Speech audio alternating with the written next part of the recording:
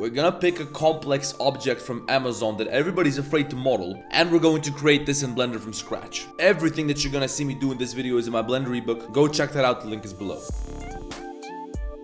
First of all, we gotta put together some pictures that we can look at as we're modeling. Go to Google and type in PureRef, hit download, click on whatever you gotta click on, and hit the download button, and that's going to give you this little canvas that you can use for loading references. Right click, mode, check always on top, and now we're going to drag and drop some of these images from the Amazon page. The more pictures we can get, the better. Luckily, we got a bunch of pictures of this boot from many different angles, but we don't have a picture of the bottom of the shoe. So go to Google and type in the name of this boot and add sole. You're gonna get a bunch of pictures of the underside of this boot. Here's a good example. You can right click, save image as, and you're gonna save that shit into a new folder that you made just for this project. This is where we're gonna keep all the references that we're gonna need, and this is where we're gonna put all the textures. Now go to Blender and go to top view, shift A, image reference, load up your reference image, and lower this below the scene. Now go to top view, give me a new plane, in edit mode hit X, collapse edges and faces. Place this vertex over here in the middle of the outer edge of one of these rubber things. Then control click on the middle of the next one, then the one after that, next one again, and just keep doing this until you get all the way around the fucking boot. Over here in the front we got this weird curvy shit, but don't worry about that. We're going to add more geometry and roundness to this later. For now, just keep it pointy, just keep one vertex. Just keep clicking, and when you get to the end, imagine if there's another one of these over here and click on the approximate middle of that. Do the same thing over here on the other side. Then we're going to take this extrude, right click, lower it down, select everything, press Alt E, extrude faces along normals, and you're going to bring everything inwards like this. You're definitely gonna have to make a couple of adjustments. You might have to scale everything down and try to make it so that these vertices on the inside are on the inner middle of each of these rubber buttons. I don't know why I call them buttons. I don't know what the fuck you call these things. It doesn't matter, you know what I'm talking about. So just go around the entire mesh and align all the vertices with the reference image. And once you get to the end, we're going to delete all this lower geometry. Then select everything. In edge select mode, we're going to use Shift Alt right click to deselect these edge loops. Deselect the ones on the end. Then in top view, press Ctrl B to bevel. And try to focus on the outer edges first. Try to make them as wide as each of these rubber squares or shapes or whatever. We're not going to be able to do everything in one go. We're definitely going to have to make some adjustments like this. We're now using this geometry to create the holes and the gaps between each of these rubber shapes. Some of them are going to be crossing each other like this, so we gotta fix that on the inside. And I know this is a pain in the ass, but if you want to do it, then do it right. Once we got everything aligned, we're gonna take this edge from the bottom, bring it down here with Control left click. Do that a couple of times until you bring this all the way to the end here. Do the same thing over on the other side. Make sure you got the same number of edges, and just leave it at this for now. We're gonna get back to this later.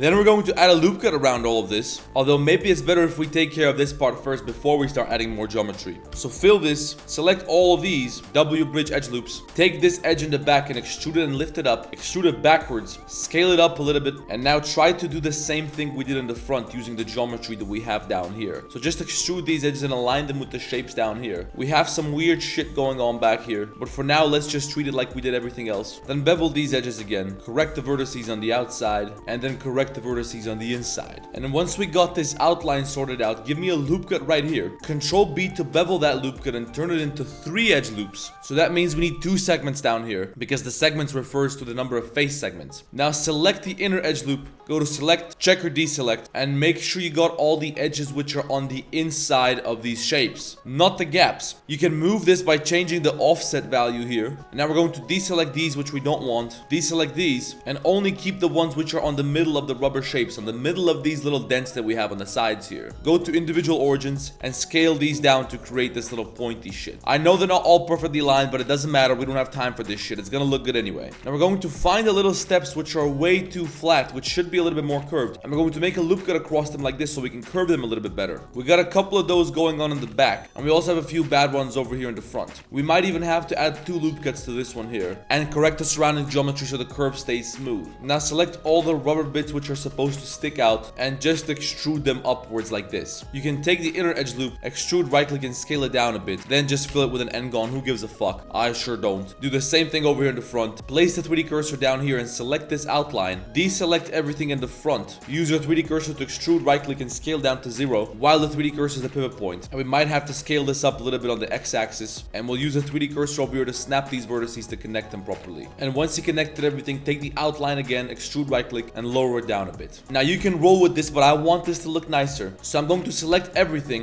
deselect this, and deselect this. Deselect some of this, deselect these edge loops over here, but maybe it would be wise to keep the ones on the outside. And once you got the edges selected which you want to be sharp, Control B to bevel them. I only want one segment on this. Now you can add a subdivision surface modifier, and this is going to look a lot more realistic and detailed. You don't gotta do this. This is gonna crank up your polygon count, but I'm not doing this shit for a video game. I'm doing this to make a good render. And now let's add a couple more details to this sole here.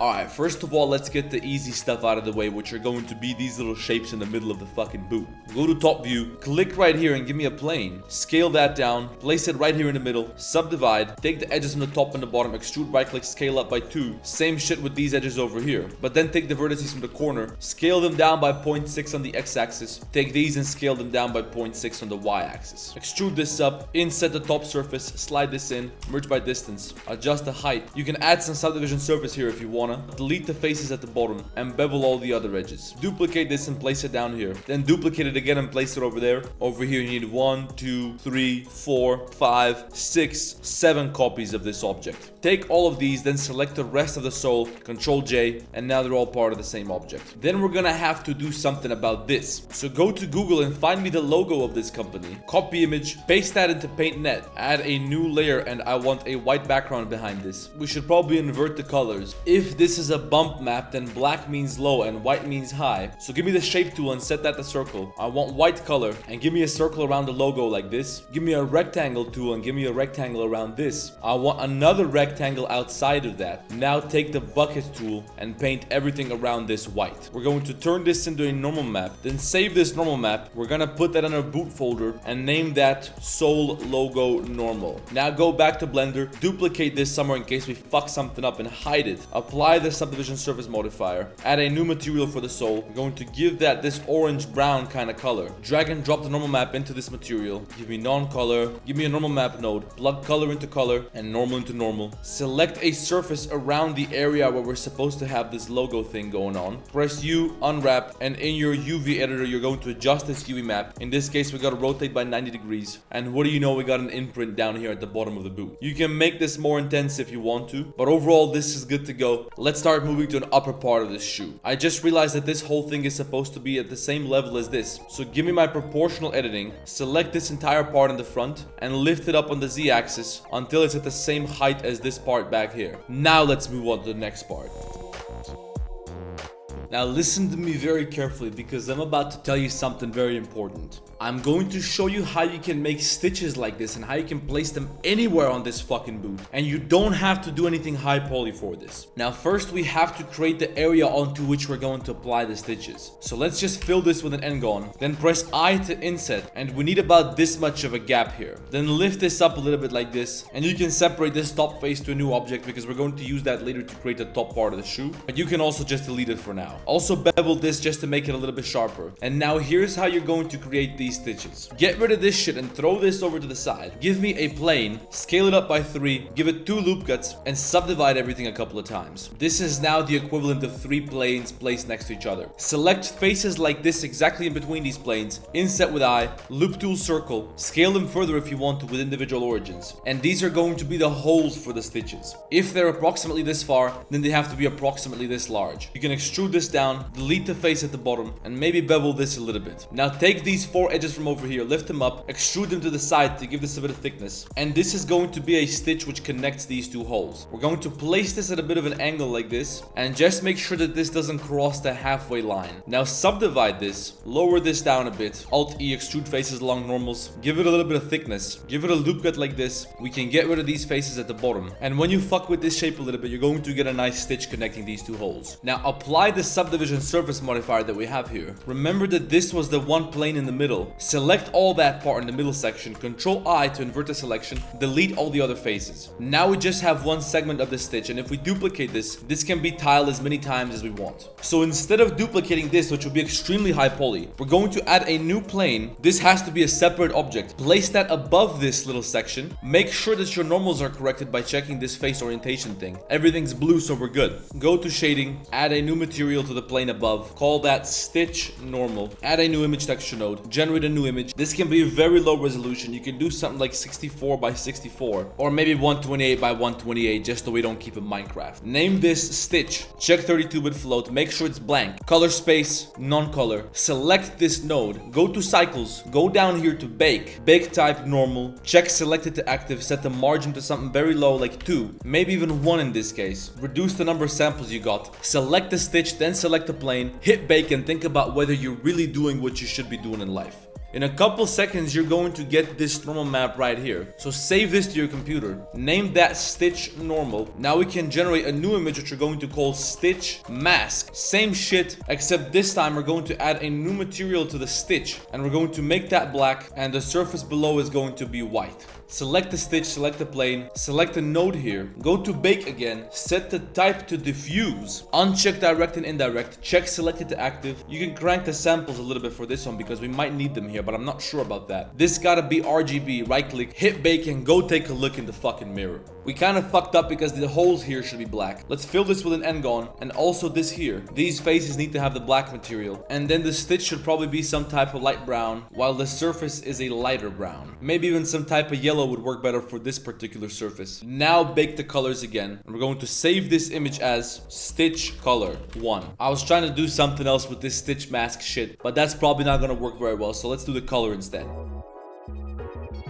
Now here's how you're going to apply the stitches to the boot. You're going to select an edge loop around which you want the stitches to flow. I want the stitches to be right on this edge loop here. So with Control Plus, I'm going to expand my selection. And I've got an area here on which I want a different color of rubber. So give me a new material, assign that here, name that stitch rubber. And we're gonna make that shit some type of light yellow, light brown, whatever you want to call this color. Then into this material, we're going to drag and drop the stitch normal map and also the stitch color map.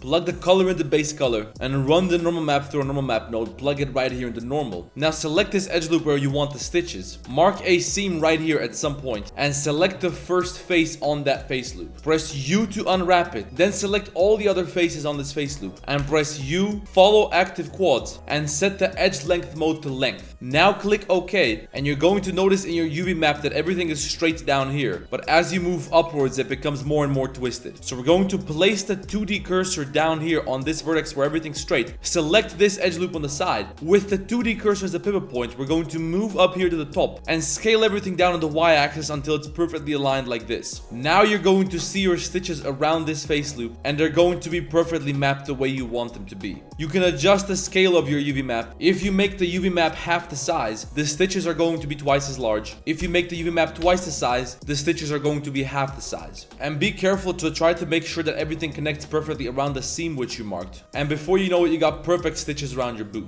Now you have to admit that this is one of the most intelligent things that you've ever seen in a Blender tutorial. In fact, it's probably the most intelligent thing that you've ever seen in your entire life in general. So hit the fucking like button. We can change this shitty surrounding color using a hue saturation value node between the color map and the principal node. Now you can just adjust the hue value. For example, I think a value of 0.47 makes it look a little bit nicer, but you can do whatever you want here. Next, we gotta make the leather on the top part of this boot.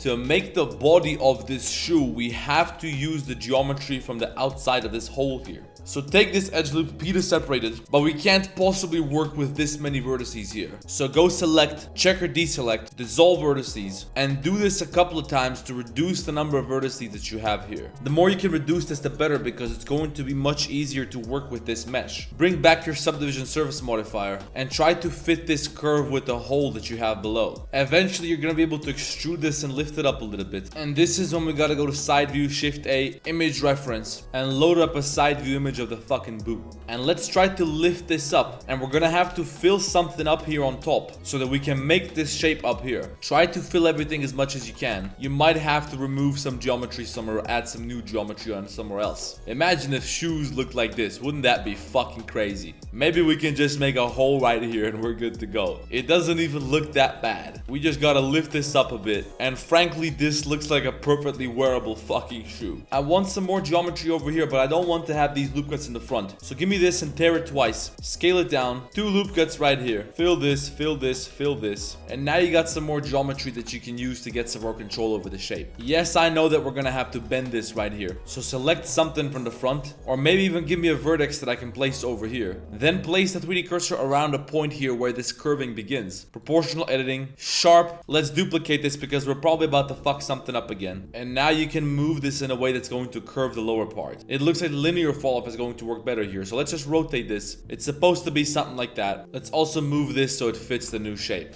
Now we just gotta lift this up a little bit. I don't care about whether this perfectly matches the reference. I just want this to look cool when I render it. And then somewhere around this point, this boot is going to be split. As you can see, this surface continues to the side here. And then there's a cut here. And there's a tongue going up here behind this. So we're going to take these surfaces here, inset them with I, but press B to uncheck boundary. You can delete this. And now we have a perfect face loop here, which is going to allow us to perfectly map these stitches. So move this out here. Bring this out close to the side. Let's try to align this part with the reference. It's supposed to start somewhere around here. Bring this a bit further back. Lower this down as well. And just keep following the back here. Move this forwards a little bit. And on the other side, it's probably more or less the same thing. We have to bring this out as well. And we should probably use our 3D cursor to straighten this out a little bit better. Extrude this, fill this, fill this. And then we gotta start taking this up here. We're gonna have to kind of eyeball it. Extrude it up a little bit further and bring it up here to the top. Move this apart to make it a bit thicker and wider. We're gonna make all this a bit wider like this. And again, I don't really give a shit if this is super accurate or not. And something like this should do. Give me another loop cut down here so I can make this look a little bit more round back here. We're gonna slide this edge here forwards and slide this one backwards, because that's going to allow me to create the back part of this boot where there's this separate piece of leather. So duplicate this and separate it to a new object. Extrude this a little further up, all the way up to this black leather shit. And then we can just add a solidify modifier to this. You gotta make some minor adjustments most likely once you add some thickness here. But now you got this back piece of leather. Let's also add some thickness to this one here. And then we gotta make this last piece over here, which we're going to create out of this edge and the one on the other side here. So separate those to new object. Extrude this up, and we're going to try to extrude these edges and bring them over this side here so that they're covering the sides of this tongue. So just keep extruding this along the side here. Extrude some more edges in the back. Fill this to connect it here. And then we get to a point where we have to extrude this little cheek here. Take this edge, extrude it up to around here somewhere. Maybe we can take this edge loop and extrude it inwards a little bit like this. And then with Alt S, make this a bit smoother. Slide this backwards. We just gotta fuck with this geometry a little bit until we get a decent result. You're gonna do the same thing on the other side that you did on this side, but you can't just mirror it because the shape is completely different. So just do this again carefully. And once you got this taken care of roughly, we're gonna add the final big piece, which is going to be this black piece of leather here. So to do that, we're going to use this edge loop here. Separate the new object. Place the cursor up here. Take all of this. Extrude it up to that point. And just create some geometry here which you can connect with this front part. Then just fill everything until you close all the gaps. Now you can get rid of your solidify modifier. Extrude this, right click and use Alt S to inflate it. And that's how you can get this cushion shape. You gotta slide something inwards. Bring this part inwards. Give me a loop cut up here. And bring this further inwards. Take this in. Slide this shit down a little bit. Adjust this shape from the back. Bring this down. Bring this down. Bring some loop cuts over here to the front. And once you manage to fit this reasonably well with the gap that you created here before, hit it with object, shade smooth, and you should be alright. Maybe make a couple more minor adjustments like I'm about to do off camera. Next, let me show you how to make these holes for the laces. Now to make these eyelets, we first have to make some holes in this surface over here. And to do that, we're going to have to apply the subdivision surface modifier, which means we gotta duplicate this in case we fuck up. Then let's try 2 levels, apply this, and we need to have 1, 2, 3, 4, 5, 6, 7 of these eyelets. And do 1 here, 2, 3, 4, 5, 6. Something's not right, so let's try to place them closer together. 1, 2, 3, 4, 5, 6, and 7. Something like this should do. Let's inset with I. We can delete faces, and these don't really have to be so big. As long as there's a hole in the middle, we're going to be okay. We're going to turn all these into circles with the circle loop tools. And once we got the holes placed more or less right, we just gotta place the eyelets. So here's what the eyelets look like. Shift A, give me a circle with 6 vertices. Subdivide this and set the number of cuts to 2. Extrude this down, scale it out, loop tool circle, then extrude this inner part up, flatten it out, extrude it inwards, then do loop tool circle, extrude that down, extrude this down, and put these two on the same height. Now with your 3D cursor, you can mirror this across. Select all the sharp edges. Control B to bevel, object, shade smooth. Maybe we can even subdivide this. But now we got a ready eyelet and we can place that somewhere over here. To do that, we're going to select all the outlines of these holes like this. Duplicate them and separate them to new object. Fill the holes with F, then place the 3D cursor on one of the circles. Snap this shit over there with the 3D cursor. Use this magnet thing, set it to face project. Check these two boxes. And now you can align that with the surface below. Make sure the entire eyelet is bigger than the hole, but make sure that the hole in the eyelet is not bigger than the hole below. So something like this will do. We're going to do the same thing down here and just repeat the same for every single hole until you get all the way down to the bottom of the shoe. Now we can take all of these eyelets, snap them back here, and you can push them all along the local y-axis to make sure that they're not inside the hole. You might gotta rotate some of them a little bit, and it looks like these are still too small, so let's make them a little bit bigger. Now we got the eyelets over here on this side, and we still gotta do the same thing over on the other side. And once we got the eyelets out of the way, let's take care of the laces. Making the laces is gonna be pretty simple. We're going to start by placing the 3D cursor on this eyelet down here. Give me Shift A, plane, collapse edges and faces. Add a subdivision surface modifier to this. Now just extrude this out, bring it over here, extrude it over to the other side, and just push that through here and make sure you got no clipping here. Then bring it to the other side, extrude it again, bring it over here, and try to bring it over to the next eyelet. And on the next eyelet, you're going to come from the inside, and you're going to bring this out here. Then again, bring it over to the next eyelet here, and just keep going until you get through all the eyelets. Once we get to the top here, then this is supposed to go somewhere in the back, and it's supposed to get lost on the inside of this shoe. So it doesn't really matter what the fuck we do with it at this point, as long as it's not visible anymore. And once you got this under control, we're gonna duplicate this and throw it on the side. Apply the subdivision surface modifier, object, convert, curve, and go to curve properties, geometry, bevel, increase the depth, object, shade smooth, and now we got shoelaces. Now I want a chrome material for this eyelet, so make that metallic, reduce the roughness, select all the other eyelets, then select this one, Control L, link materials, and now they all got the same material. Over here I want the black leather, so give me a new material here which is gonna be black, and in a second we're going to add a bump map to make this look like leather. You know what? I've been sitting here for 4 hours making this goddamn boot. I showed you how to make the stitches. I showed you how to make decals down here at the bottom of the fucking shoe. I showed you how to make shoelaces. I don't gotta show you how I textured everything else like I show you in every other damn video. I've given you enough information now that you can figure out how to do the rest yourself. The rest is pretty simple. It's just basic materials which you gotta assign, and then you gotta place the stitches right here, and you're gonna be good to go. If you can't figure it out, then go to Discord and ask this in the Discord community, and I'm going to post more content there from stuff which is missing in these videos. And if you need some help on your personal project, then check out my Patreon page. If you're a patron, you can message me at any time, send me your projects, I'll make a whole separate video. And in the meantime, I'm going to show you the final result that I accomplished with a few more minutes of work off screen. Right now I'm gonna go drink milk, so like the damn video, subscribe to the channel if you haven't already, let me know what you want to see next, and I'll see you in the next one.